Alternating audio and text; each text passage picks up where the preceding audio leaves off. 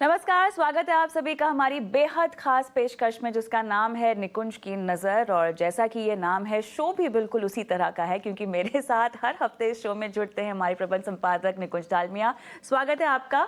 और हमें by the way बहुत सारे मैसेजेस आए हैं हमारे सोशल मीडिया हैंडल्स पर और लोगों ने बाकायदा बहुत सारे मुद्दों पर, बाजार से जुड़ी हुई, इन्वेस्टमेंट से जुड़ी हुई पर आपसे सलाह मांगी है। एक एक करके मैं इसको एड्रेस करूंगी, लेकिन सबसे पहले मुझे आपसे अब ये बात करनी है कि बाजार में जो दम दिखाई दे रहा है या जो हम माहौल देख रहे थे कि एक जब शुरुआत में हम बात कर रहे थे पिछले हफ्ते, तो आपने कहा था कि अर्निंग सीजन है, कविता देखना होगा कि किस तरह से बाजार इसको भांप पा रहा है।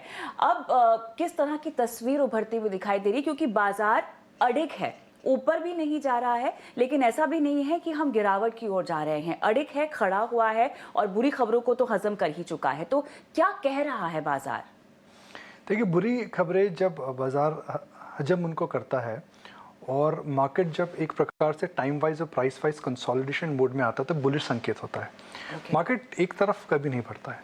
मार्केट हमेशा एक कार्डियोग्राम के जैसे होता है, मगर जो कार्डियोग्राम की दिशा है इसके अंदर जो ट्रेंड है वो ऊपर की तरफ है, मगर ऊपर नीचे मार्केट जाएगा जरूर। और ये मार्केट का नेचर है। ये इक्विटी एसेट क्लास को हमेशा वॉलेटाइल बोलते हैं क्योंकि इक्विटी मार्केट के अंदर हमेशा emotions have a very large role to play in the short term. और शॉर्ट टर्म्स में इस समय इमोशन प्ले आउट हो रही है। इस समय इमोशन जो प्ले आउट हो रही है, एक वर्ड में यूज करूंगा, एक बड़ा मिलेनियल टर्म है जिसको हम बोलते हैं FOMO, fear of missing out. कुछ ही साल पहले मैंने सीखा है। तो मैं फोमो वर्ड क्यों यूज कर रहा हूँ? भाई फोमो तो एफआईएस को हो रहा है। बिल्कुल। पिछले साल हमारे दोस्तों ने इंडिया में बिलीव नहीं करा था कि इंडिया की स्टोरी कितनी रेबोस्ट हो सकती है। सब चाइना चले गए। Beginning of the year India में सेलिंग करते रहे, चाइना में गए। देखिए 4-5 महीने बाद क्या हुआ है। अब उनको समझ में आ रहा है कि इंडिया में जो इंडियन इकोनॉमी का जो समय रुख है वह इस दुनिया में शायद इतना अच्छा डायरेक्शन किसी इकोनॉमी का नहीं है। मैं छोटी इकोनॉमीज की बात नहीं कर रहा हूँ, लार्ज इकोनॉमी की बात कर रहा हूँ। आपकी इन्फ्लेशन सेटल हो चुकी है, आपकी अर्निंग जरूरत इस समय अच्छी है, बैंकिंग सेक्टर में एनपीए नहीं है, क्रूड के प्राइसेस नीचे आ चुके हैं, यहाँ पे केपेक्स साइकिल रिवाइव हो चुकी है। और अगर आप देखिए तो रिटेल इन्वेस्टर इस समय ज़बरदस्त तरीके से स्टॉक मार्केट के अंदर इन्वेस्ट कर रहा है। तो ये जो कॉम्बिनेशन ऑफ फैक्टर हैं इस समय दुनिया में कहीं देखने को नहीं मिल रहा है। तो जो फोमो हो रहा है कविता जी, वो हो रहा है विदेशी संस्थागत निवेशकों को। अब वो सोच रहे हैं कि भाई हमने क्यों बेचा, और हमने बेचा तो हम अब कितनी देर तक खड़े रह सकते हैं कि मार्केट गिरेगा और हमें हमारे एंट्री पॉइंट्स मिलेंगे। तो आप देखिए अप्रैल और वाईटीडी में एफआई फ्लो स्टिल नेगेटिव है। पिछले 1.5 साल में एफआई फ्लो स्टिल नेगेटिव है। हमने जो घुमाव देखा है वो अप्रैल और मई के महीनों में देखा है।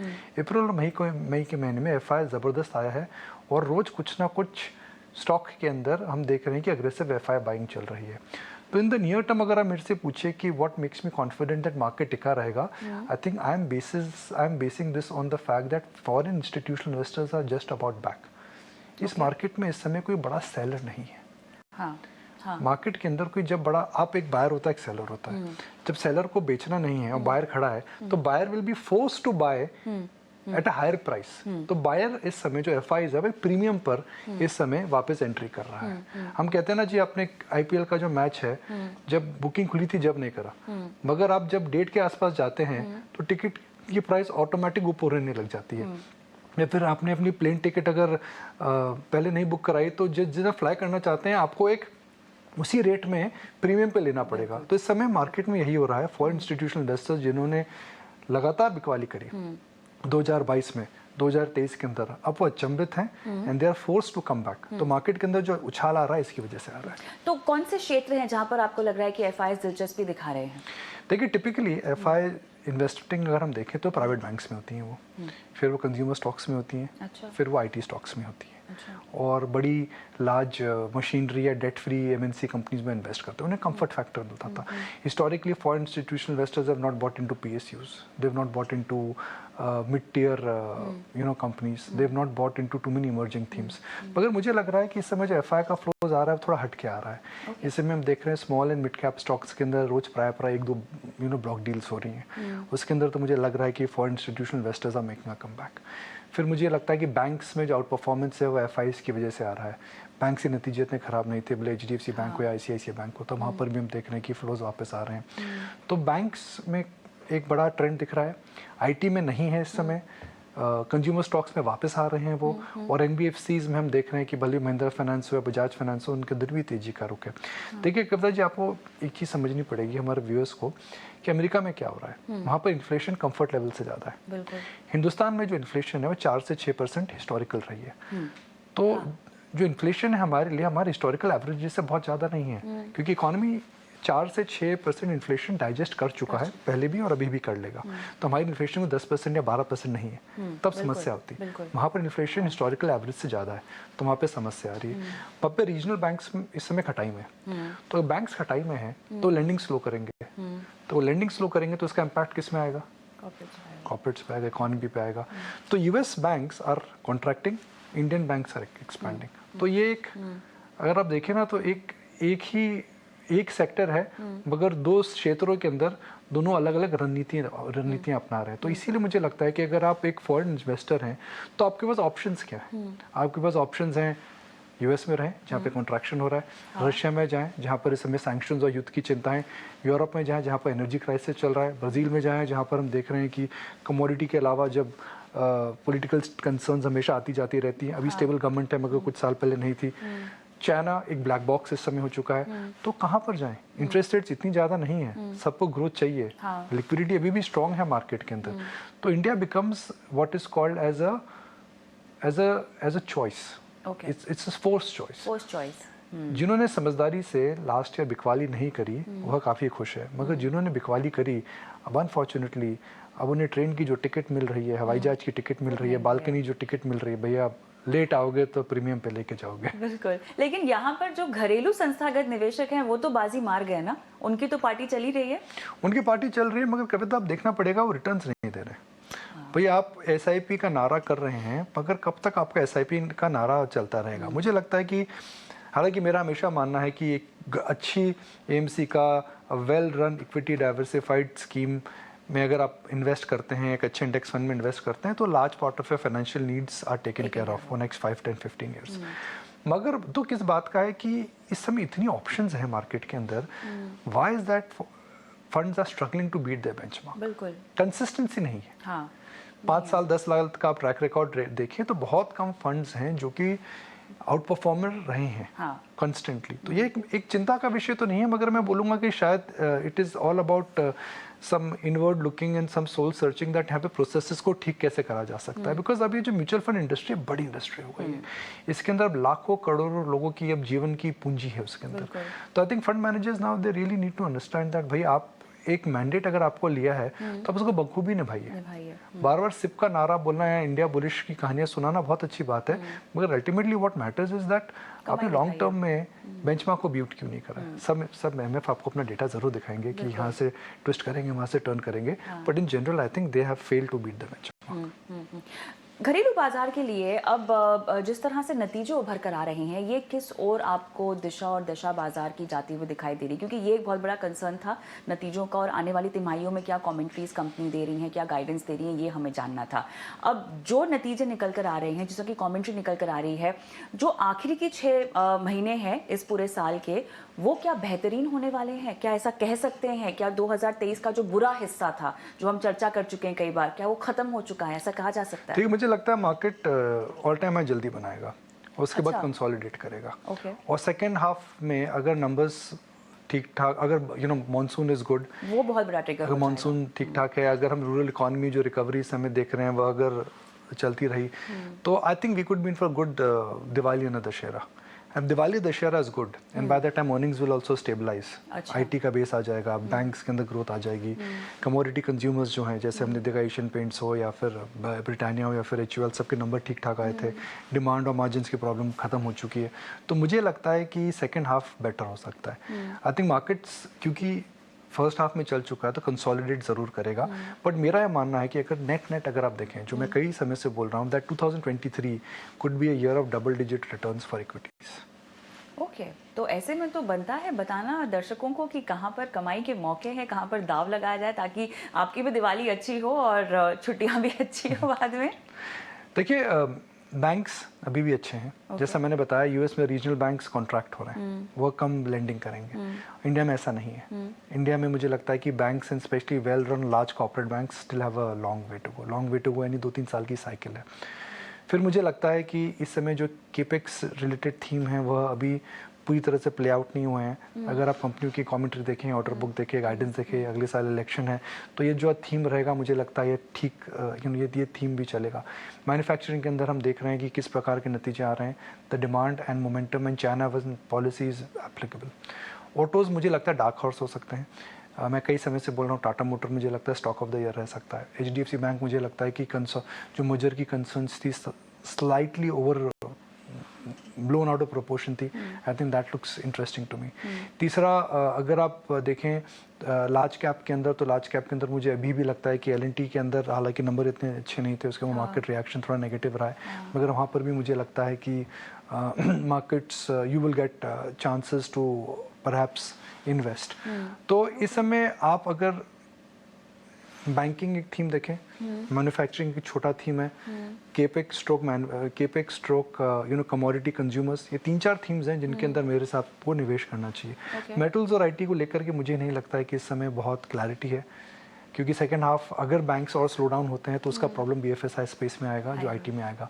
मेटल्स, चाइना हमें पता नहीं क्या कर रहा है। जब हमें पता नहीं कोई क्या कर रहा है तो हम कैसे किसी चीज़ पे टिप्पणी दे सकते हैं। तो metals and IT are avoid.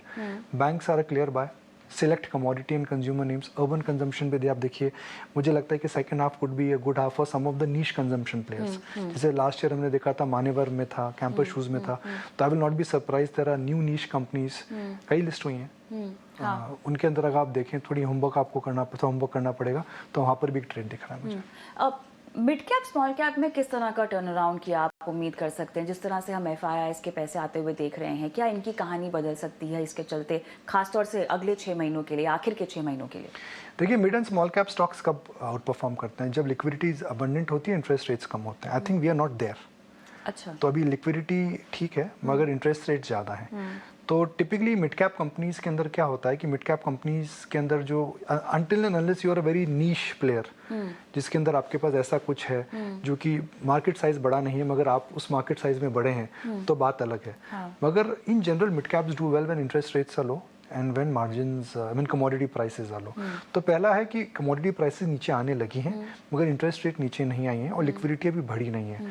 तो मिड कैप जो स्पेसिफिक कंपनीज को अगर आप हटा देते, in general I think mid cap should do well in the second half of this year when interest rate start coming down, when liquidity increases and commodity prices are decisively down. तो मेरे ख्याल से अभी खरीदारी का मौका होगा फिर उनमें, अगर आपको तब का बेनिफिट देखना है तो। देखिए, मिड कैप में आप जनरलाइज कभी नहीं कर सकते हैं। अब इसलिए जनरलाइज नहीं कर सकते हैं because her mid cap company को आपको एक प्रकार से समझना पड़ेगा। अगर आप देखें कोई भी सेक्टर की बात करते हैं, अगर आप मिड कैप IT की आप बात करें तो LTTIS या फिर टाटा एलेक्सी, मैं मिड कैप कंपनीज बता रहा हूँ, LTTIS या फिर टाटा एलेक्सी या फिर बिरला सॉफ्ट, एम्फेसिस, ये 4 IT कंपनीज हैं, मिड कैप IT कंपनीज हैं, मगर चारों का बिजनेस मॉडल अलग अलग है। तो आपको मिड कैप में इन्वेस्ट करने से पहले हमेशा होमवर्क करना चाहिए। मगर जो मिड कैप में छोटे थीम्स हैं जो बड़े हो सकते हैं, मैं बता देता हूँ। मुझे लगता है कि हॉस्पिटैलिटी अभी भी और बड़ा हो सकता है। मिड कैप थीम में हॉस्पिटैलिटी टूरिज्म हो, तो उसके अंदर जितने भी होटल स्टॉक्स हैं, मुझे लगता है 2-3 साल की साइकिल है। मैन्युफैक्चरिंग के अंदर मुझे लग रहा है कि अभी ये 2-3-4-5 साल की एक टर्न हो रही है इस मैन्युफैक्चरिंग सेक्टर के अंदर। तो कई कंपनीज हैं मैन्युफैक्चरिंग सेक्टर के अंदर जिसके अंदर मुझे लग रहा है कि आपको ध्यान देना चाहिए। तीसरा, मुझे लगता है कि अगले 6 महीने में NBFCs, इंटरेस्ट रेट्स नीचे आती हैं तो कॉर्पोरेट NBFCs के अंदर भी एक चाल आनी चाहिए। चर्चा को थोड़ा सा ऑटो सेक्टर की ओर मैं लेकर जाना चाहती हूँ, लेकिन उससे पहले गाड़ियाँ कितनी हैं आपके पास सर? एक गाड़ी है जी। अच्छा। सुबह शाम उसी को यूज़ करते हैं। वरना खबर तो ये है कि ये साल जो है 100 से ज़्यादा गाड़ियाँ लॉन्च होने वाली है, तो ये तो नारे व्यारे हो गए इस सेक्टर के, ऐसे लग रहा है। 100 गाड़ियाँ, और इसमें जितनी गाड़ियाँ लॉन्च हो रही हैं वो अधिकतर SUVs हैं। एग्जैक्टली। तो एक समय आता था कि इंडिया में जो गाड़ियाँ आती थी वो सबसे ज़्यादा स्मॉल कार्स होती थी, बिकॉज इंडिया में हमेशा हम बोलते थे सस्ता सुंदर टिकाऊ। साइकिल वाला स्कूटर ले रहा है, स्कूटर वाला गाड़ी पे जाता है। मगर अब हम देख रहे हैं कि आप ना साइकिल लेते हैं ना स्कूटर लेते हैं, सीधी गाड़ी लेते हैं, वो भी सीधी SUV लेते हैं। तो यही आपको समझने वाली बात है that it is not important that पहले आपके घर में ब्लैक एंड वाइट टीवी आएगा, फिर प्लाज्मा टीवी आएगा, हाँ। और फिर आप उसके अंदर प्रोग्राम देखेंगे, 18 आवर स्वदेश देखेंगे। अब आप सीधा मोबाइल फोन पर 18 आवर स्वदेश देख सकते हैं, यूट्यूब चैनल है हमारा। बिल्कुल। तो वही प्रकार से हम देख रहे हैं कि कई चीज़ों के कंजम्पशन पैटर्न्स चेंज हो रहे हैं। एक हम कहते थे कि मास्लोज हायरार्की बोलते हैं हम उसको, कि आपकी नीड एक एज और इनकम ब्रैकेट से चलती है, मगर एक डिज़ायर होती है और अफोर्डेबिलिटी होती है, कन्वीनियंस होती है। हाँ। तो मैं कई लोगों को जानता हूँ कि उन्होंने ना साइकिल ली, ना उन्होंने स्कूटर लिया, सीधे एसयूवी ली, कार भी एसयूवी ली। तो जो 100 गाड़ियों की आप जो बात कर रहे हैं उसके अंदर सबसे इम्पोर्टेंट ये है कि एसयूवी लॉन्चेस काफ़ी ज़्यादा हैं, लग्जरी लॉन्चेस काफ़ी ज़्यादा हैं। बिल्कुल। मारुति का सबसे ज़्यादा लॉन्चेस करने वाला है। और अक्सर मैंने देखा है कि जिस कंपनी की जो पोर्टफोलियो लॉन्चेस होती हैं वो सबसे ज़्यादा होती हैं, तो स्टॉक हमेशा आउट परफॉर्म करता है। हमने महिंद्रा में देखा, XUV 500 स्कॉर्पियो कमाल की लॉन्च थी 2021-22 में, स्टॉक ऑल टाइम हाई बनाया। तो मारुति की गाड़ी आ रही, जिमनी है नाम जी उसका, थार को कम्पीट करेगी वो जो महिंद्रा में की जो थार है, तो कहते 4 डोर की है, तो that could be a car to launch out for. Honda का नया SUV पूरा का पूरा रेंज नहीं आ रही है। टाटा मोटर की स्टेबल से 2-3 गाड़ियां आ रही हैं। तो ये साल बिजी रहेगा और इंटरेस्टिंग रहेगा, मगर ये पहला साल रहेगा जहां मुझे मानना है कि ऑटो एंसिलरी पे भी ध्यान रखिए। ऑटो एंसिलरी पे इसलिए ध्यान रखिए बिकॉज चिप शॉर्टेज खत्म हो गई है, सेमीकंडक्टर की इश्यूज इस समय नहीं है। कोविड की वजह से आपने गाड़ियां चलाई नहीं थी, तो अभी गाड़ी कम पंचर हुई, आपके टायर कम घिसे। तो मुझे लगता है कि यह साल रिप्लेसमेंट मार्केट में भी बड़ा हो सकता है। एक इंटरेस्टिंग थीम हो सकता है। एक और छोटा थीम जस्ट मेरे जहन में आया तो मैं बता देता हूँ।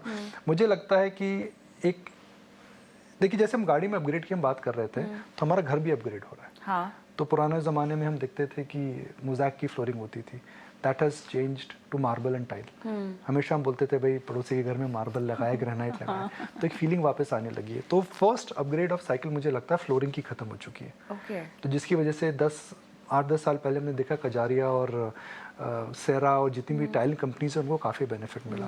फिर सेकंड अपग्रेड साइकिल आई आपकी।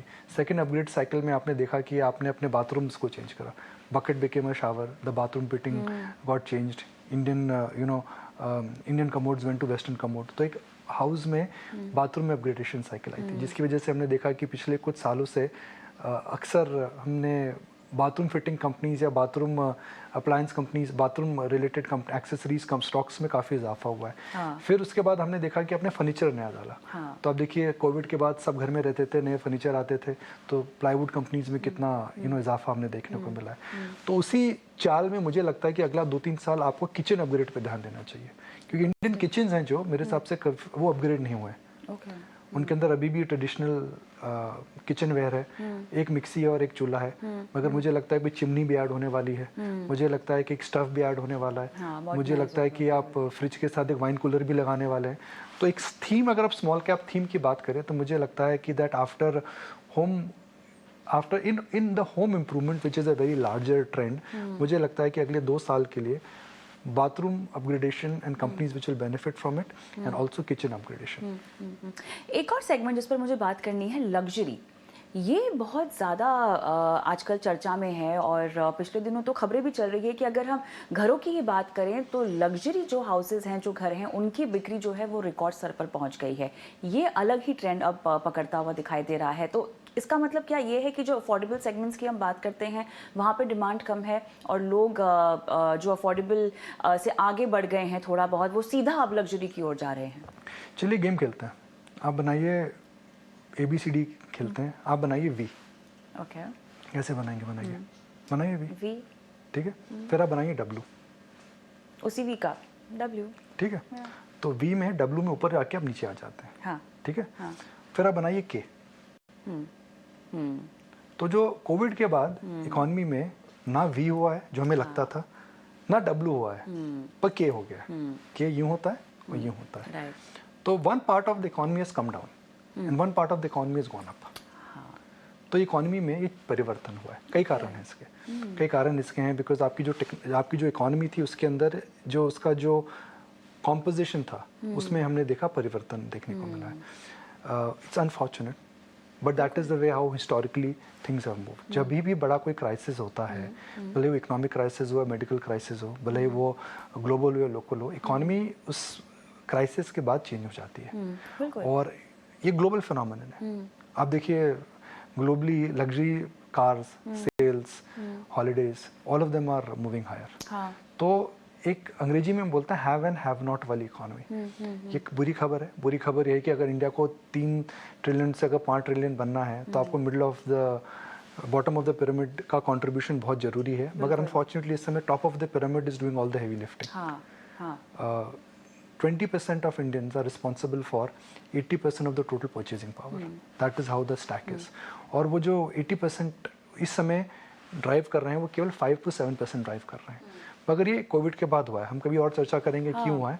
मगर आप समझिए कि ऐसा हो रहा है। और जो ऊपर लोग गए हैं उनके पास और जो था अफोर्डेबिलिटी और पर कैपिटा डिस्पोजेबल इनकम बढ़ गई है। तो उसकी वजह से हम देख रहे हैं कि car sales, watch sales, holiday, travel, and it's a global phenomenon. और मुझे लगता है अगले 2-3 साल तक ये रहेगा बिकॉज जो इकोनॉमी आपकी है वह डिवाइड हो चुकी है। मिसाल के तौर पर अगर आप गांव से आए थे और यहाँ पर आप एक कारपेंटर या फिर आप एक मिस्त्री थे, कोविड के समय आपको वापस जाना पड़ा। क्योंकि कोविड के समय आपको वापस जाना पड़ा, आपकी जो मंथली वेजेस थी, डेली इनकम थी, वो खत्म हो गई। तो जब आपको 1.5-2 साल कोविड को सस्टेन करना पड़ा तो बिकॉज आपके पास इनकम खत्म हो गई थी, आप गांव वापस जा चुके थे, तो आपको अपने एसेट्स बेचनी पड़ी।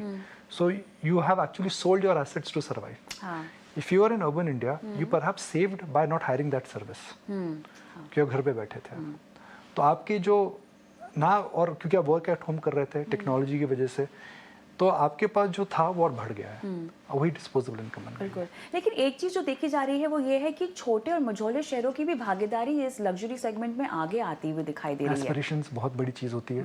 अफोर्डेबिलिटी से ज़्यादा एस्पिरेशन इस समय देखने को मिल रहा है। टिम कुक साहब जब आए थे तो कह रहे थे कि भाई ऐसा हिंदुस्तान मैंने सोचा नहीं था, कहाँ पर आईफोन बिकता है।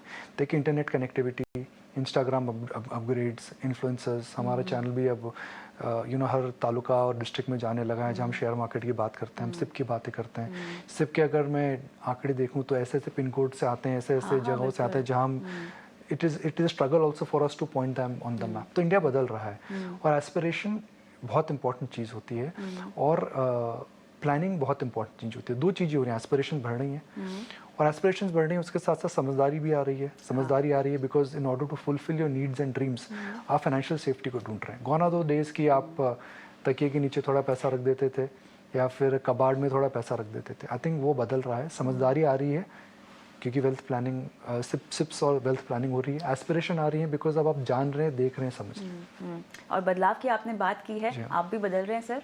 आप एआई का इस्तेमाल कर रहे हैं सर, आजकल एक्सपेरिमेंट कर रहे हैं नए एआई के साथ। पुरानी पिक्चरें देख रहा था अपनी तो हाल तो कम हो रहे हैं, तो बदलाव तो आ ही रहा है। अगर तो बदलाव की बात कर रही है तो नहीं, लेकिन आप आर्टिफिशियल इंटेलिजेंस में आजकल क्या क्या पढ़ रहे हैं, क्या क्या एक्सपेरिमेंट कर रहे हैं, कुछ अपने अनुभव बताइए। आप बता रहे थे आपने एक ईमेल लिख ली मेरे ख्याल से एक एआई की मदद से, जो आप ट्राई कर रहे थे। क्या कुछ हुआ? नहीं, देखिए AI is a reality. AI is pattern recognition. AI is like saying that जब आप बही खाते से आप कैलकुलेटर आपने यूज़ करा, कैलकुलेटर के बाद आपने एक्सेल शीट यूज़ करी, तो उस प्रकार का एक माइग्रेशन है। बिल्कुल। AI is nothing else but it is a tool which will make your life convenient. जब मेरे हाथ में मोबाइल फ़ोन आया था तो हमारी प्रोडक्टिविटी बढ़ गई। अब आप सोच सकते हैं बिना व्हाट्सएप के बिना आप कैसे कम्युनिकेट करेंगे। तो WhatsApp is become a necessary tool for communication. तो मुझे लगता है AI will become a necessary tool to plan your life. जैसे आप कुछ, अब गूगल इज ना पार्ट ऑफ योर लाइफ। हाँ बिल्कुल। तो उस तरह से AI डिपेंड करता है कि आप उसको कैसे समझते हैं, कहाँ समझते हैं, तो it will become part of your life. और दूसरी बात है, मैं कई लोगों से सुनता रहे भाई यार हमारी जॉब चली जाएगी। ऐसा नहीं होता है Kavita ji. Society will always create jobs. Society will always create jobs. Anything which is dull and dangerous will be replaced. ऐसी चीज जो डल है, जिसके अंदर रूटीन काम, ह्यूमन इंटरवेंशन अगर बार बार रूटीन चीज कर रहा है, वो AI उसको रिप्लेस कर देगा। Anything which is very dangerous, जहाँ पर ह्यूमन लाइफ को रिस्क है, उसको मशीन या फिर AI रिप्लेस कर देगा, because that is something which is bound to change. तो डल और डेंजरस चीजों में AI तो आने वाला है। मगर अगर आप AI आपकी जॉब नहीं लेगा, मगर AI उनकी जॉब लेगा जो AI चलाना नहीं जानते हैं। ये इम्पोर्टेंट बात। तो जैसे आप पुराने मैं एक मिसाल के तौर पर आपको एग्जांपल में देता हूँ। पुराने ज़माने में जो अकाउंटेंट होते थे वह लेजर बनाते थे, बही खाता होता बही था, खाता होता लेजर बनाते थे। उसके बाद उनको टैली सीखना पड़ा। हाँ, तो जिन्होंने टैली नहीं सीखा शायद वो सरवाइव नहीं कर पाए when the modern computing started. उसी प्रकार से एआई है, अगर आप नहीं समझेंगे तो आप पीछे रह जाएंगे। और एक तरफ एआई की बात हो गई, और हमेशा जो मैं आपको पूछती हूँ कि कौन सी किताब पढ़ रहे हैं, आप हमेशा मुझे हर हफ्ते कहते हैं कि मैं अभी पढ़ रहा हूँ, मैं पढ़ने के बाद बताऊंगा। एआई पर किताब पढ़ रहा हूँ मगर बीच में छोड़ चुका हूँ। अच्छा। बिकॉज जिस तरह से कई चीज़ों को प्रिडिक्ट करा जा रहा है, it is interesting and it is dangerous also. मतलब मुझे समझ में कई बार ये नहीं आता है कि इस तरह का अगर आपका life, I mean you know matrix picture जो आपको याद है केनो रीव्स की आई थी, जिसके अंदर मशीन टुक ओवर एवरीथिंग, 20-25 साल पुरानी पिक्चर है। मगर अब मैं सोचता हूँ कि भाई उन्होंने जब सोचा था वो एआई आज कर सकता है। Exactly. तो उस तरह मैं भी, मतलब हालांकि it is a wrong parallel, but all I am saying is that it is very interesting. मगर एक इंटरेस्टिंग शूट हमने करी थी लास्ट वीक। हम यू नो वायर एनर्जी के मैन्युफैक्चरिंग प्लेस में गए थे, वापी में। और मैं, अजय और विक्रम जो हमारे प्रोड्यूसर, हम तीनों साथ गए। तो I was amazed to see how the Bombay Vapi highway has changed. वहाँ पे 3 मैकडॉनल्ड्स दिखे, वहाँ पर हमने एक स्टारबक्स देखा, वहाँ पर बर्गर किंग जैसे रेस्टोरेंट्स दिखे, वहाँ पे थाई मसाज के पार्लर्स दिख रहे थे। तो it just amazes me that how in last 5-6 years there is so much a massive development in small towns. हम जब इंस्पिरेशन एस्पिरेशन की बात कर रहे थे तो देखने को मिल रहा है कि किस प्रकार से यू नो चेंजेस देखने को मिल रहे। तो मैं क्या सीख कर आया? मैं ये सीख कर आया कि आज से 15 साल पहले सोलर पावर की जो कीमतें होती थी 15 रुपये होती थी, अब वो 3 रुपये हैं। और लोगों का मानना है कि आने वाले 5 साल के अंदर उसके अंदर 70% गिरावट और आ जाएगी। तो I will not be surprise that in next 10 years electricity in India, if you are getting through solar power, it could be free. बिल्कुल। तो कितना बड़ा चेंज आ रहा है, तो आपको समझना पड़ेगा। बिल्कुल समझना पड़ेगा, और उसके लिए हमें निकुंज की नज़र की बहुत ज़्यादा ज़रूरत है, क्योंकि यही नज़र के ज़रिए हम ये सब बदलाव देख पाएंगे। बहुत बहुत धन्यवाद आपका। लेकिन जाते जाते अगर आप भी निकुंज डालमिया से कुछ समझना चाहते हैं, किसी मुद्दे पर सलाह चाहते हैं, तो ज़रूर हमारे तमाम सोशल मीडिया हैंडल्स पर लिखिए। ये शो देखने के बाद भी आप चाहें तो अपने मैसेज छोड़ सकते हैं, और हम उस मुद्दे को इस शो पर उठाएंगे और आपके सवाल सीधा निकुंज डालमिया के सामने रखेंगे। और फिलहाल मुझे इजाज़त दें। बहुत बहुत धन्यवाद शो देखने के लिए। नमस्कार।